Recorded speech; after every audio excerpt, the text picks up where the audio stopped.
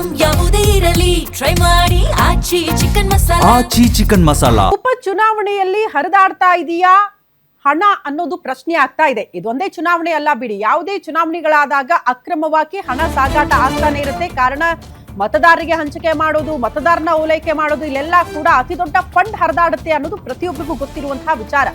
ಜನ ಕಾಂಚಾನದ ಸದ್ದು once again ರಾಜ್ಯದ ಉಪ ಚುನಾವಣೆಯಲ್ಲಿ ಕೇಳಿಸ್ತಾ ಇದೆ. ದಾವಣಗೆರೆ ಕ್ಷೇತ್ರದಲ್ಲಿ ದಾಖಲೆ ಇಲ್ಲದೆ ಸಾಗಿಸ್ತಾ ಇದ್ದ ಹಣವನ್ನ ಸೀಸ್ ಮಾಡಿದ್ದಾರೆ. ದಾಖಲೆ ಇಲ್ಲದೆ 6.17 ಲಕ್ಷ ರೂಪಾಯಿ ವಶಪಡಿಸಿಕೊಂಡಿದ್ದಾರಂತೆ ಪೊಲೀಸರು.